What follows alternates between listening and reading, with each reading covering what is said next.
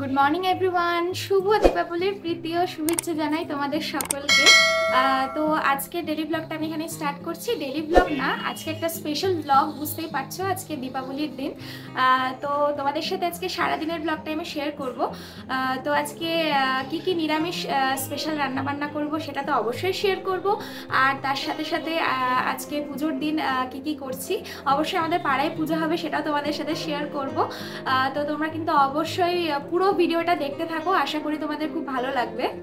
তো আজকে সুব্রত বাজার থেকে পনির নিয়ে এসেছে। সাধারণত নিরামিষ ও খায় না, কিন্তু আজকে কালী পুজোর দিন ওই জন্য ভাবলাম কি যে নিরামিষ রান্নাই করি। তো ওই জন্যই বাজার থেকে পনির নিয়ে এসে ভাবছি পনিরটার একটু মাখা মাখা করে তরকারি করব, আর একটু মুগের ডাল করব, আর ভোজবাড়িতে যেরকম ঝুড়ি ঝুড়ি আলু ভাজা করে সেরকম করবারই চেষ্টা করব। তো দেখা যাক কতদূর কি করতে পারি। তো এখানে দেখো আমি পনিরগুলোকে টুকরো টুকরো করে কেটে নিয়েছি। তো খুব একটা ছোট টুকরো করিনি, নইলে রান্না করবার সময় ভেঙে যেতে পারে। তো তরকারিটা করবার আগে আমি শুকনো খোলায় মুগের ডালটাকে হালকা করে ভেজে নিচ্ছি। তো এখানে প্রায় 100 গ্রাম মতো মুগের ডাল আছে। তো ডালটা ভাজার পরে আমি ধুয়ে নিয়েছি। তো এখানে আমি পরিমাণ মতো জল দিয়ে দিচ্ছি দেখো, আর দুটো কাঁচা লঙ্কা দিয়ে দিচ্ছি। এবার আমি ডালটাকে সেদ্ধ হওয়ার জন্য মিডিয়াম হিটে ছোট গ্যাসে বসিয়ে দিচ্ছি। তো এখন আমি হলুদ, লবণ, তেল কোনো কিছু অ্যাড করলাম না, পরে অ্যাড করব। তো ডালটাকে তো একদিকে বসিয়ে দিয়েছি, ওটা সেদ্ধ হচ্ছে হোক, আর অপর দিকে দেখো আমি পনিরের তরকারি করবার জন্য কেটে রাখা পনিরগুলোকে ভেজে নিচ্ছি। তো খুব একটা কড়া করে ভাজবো না, একদমই হালকা করে ভেজে নেব। এবার আমি পনিরের তরকারিতে দেওয়ার জন্য আলুগুলোকে হলুদ আর লবণ দিয়ে ভেজে নিচ্ছি। আলুগুলো আধ ভাজা হওয়ার পরে একটা বড় সাইজের টমেটো আমি কুচি করে আলুগুলোর মধ্যে দিয়ে দিলাম।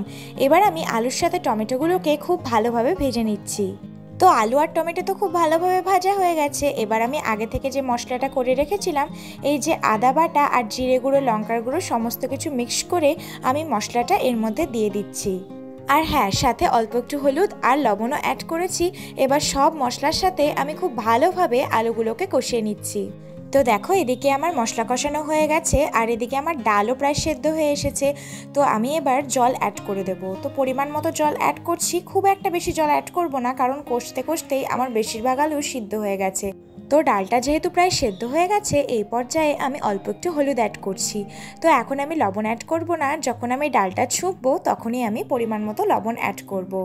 তো যতক্ষণে আমার আলু সিদ্ধ হচ্ছে আর এদিকে ডালটাও বাকিটা সিদ্ধ হচ্ছে, তো ততক্ষণে ভাবলাম ঝুড়ি ঝুড়ি আলু ভাজা করবার জন্য আলুগুলোকে গ্রেট করে নিই।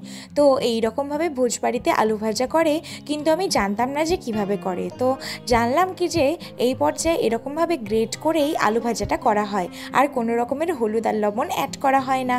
তো আমিও ভাবলাম কি যে আজকে যখন নিরামিষ করছি তখন এই আলু ভাজা করি, আর যেহেতু সাথে মুগের ডাল রয়েছে সেহেতু এই ঝুড়ি ঝুড়ি আলু ভাজা আরও সুন্দর লাগবে খেতে।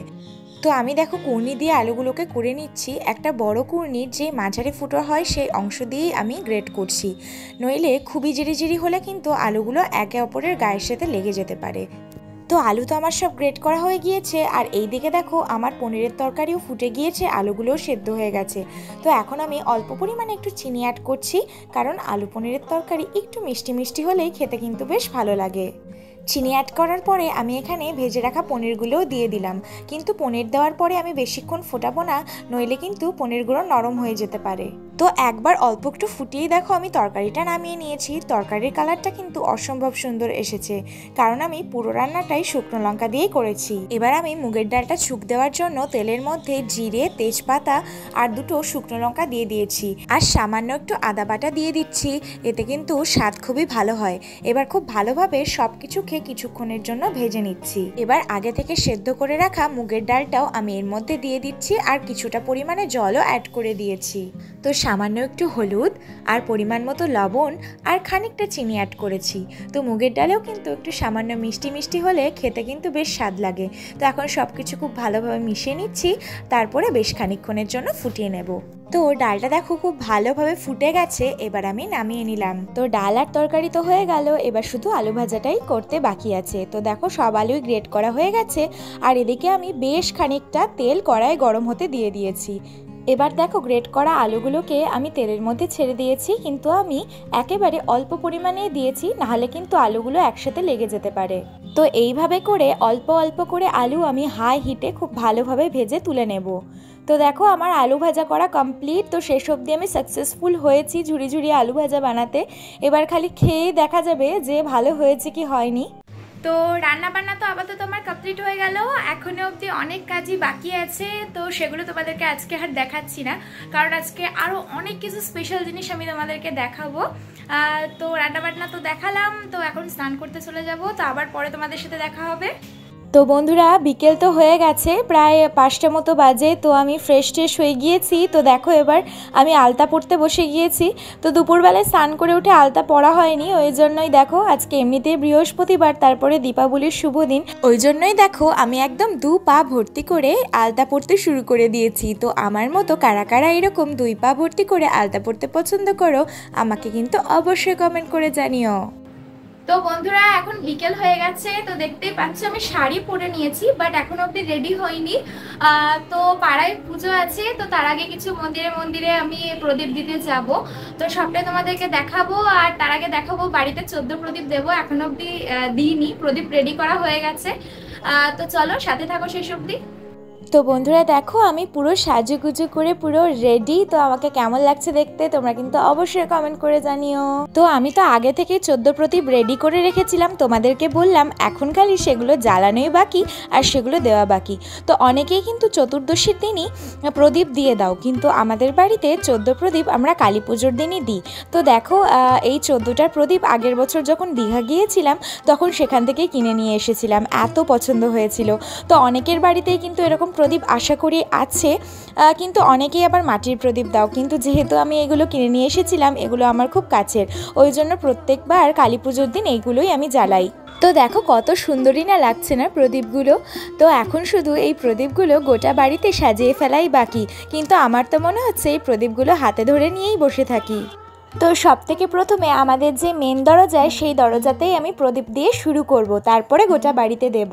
আর মায়ের কাছে প্রার্থনা করব যে মা যেন এই গোটা জগৎ সংসার থেকে সমস্ত অন্ধকার মুছে দেন, সমস্ত বিপদ থেকে আমাদের রক্ষা করেন, আর চারিদিক যেন আলোতে ভরে উঠুক।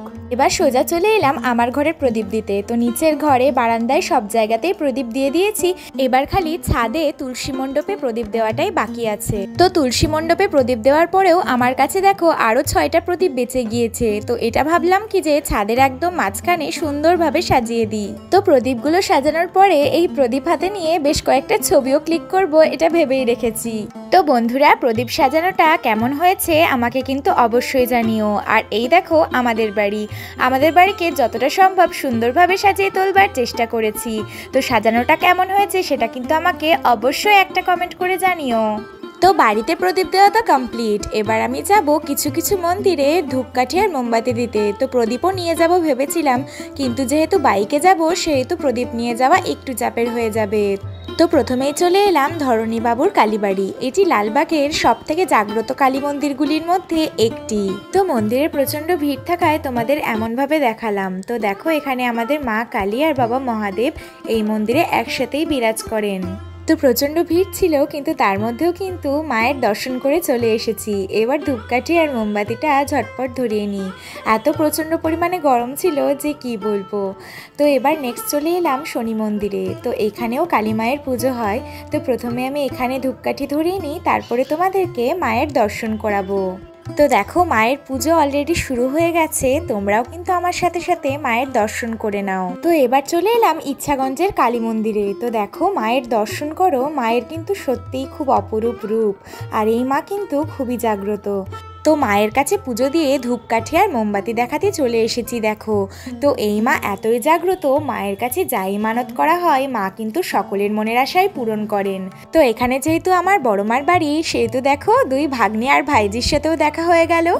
তো ব্যাস আর কোনো মন্দিরে যাইনি, এবার সোজা চলে এসেছি পাড়ায়। তো পাড়ায় অলরেডি পুজো শুরু হয়ে গিয়েছিল, তো আমি ভাবলাম এখানে কয়েকটি প্রদীপ ধরিয়ে দিই, অন্য কোথাও তো ধরাতে পারলাম না।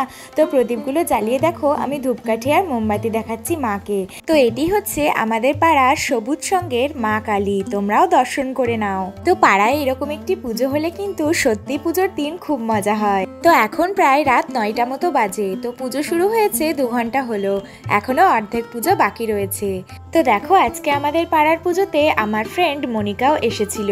তো দেখো দেখতে দেখতে পুজো প্রায় শেষের পথে, তো এখন অঞ্জলি হচ্ছে। তো অঞ্জলির পরে যজ্ঞ হলে কিন্তু আমাদের মায়ের পূজা কমপ্লিট। তো বন্ধুরা পুজো তো শেষ হয়ে গেছে, তো এইমাত্র বাড়ি ঢুকলাম। তো আমার সাথে মনিকাও এসেছে। তো আমরা এখনও ডিনার করিনি, একটু বাদে ডিনার করব। তো আজকের কালী পুজোর স্পেশাল ব্লগটা আমি এখানে শেষ করছি। তোমাদের সাথে দেখা হবে আবার পরের ভিডিওতে। তো আমার আজকের ভিডিওটা তোমাদের কেমন লাগলো সেটা তোমরা অবশ্যই কিন্তু কমেন্ট করে জানিও। আর ভিডিওটি ভালো লাগলে অবশ্যই লাইক, কমেন্ট, শেয়ার আর আমার চ্যানেলটিকে সাবস্ক্রাইব করে দিও। Bye, good night, see you in next video.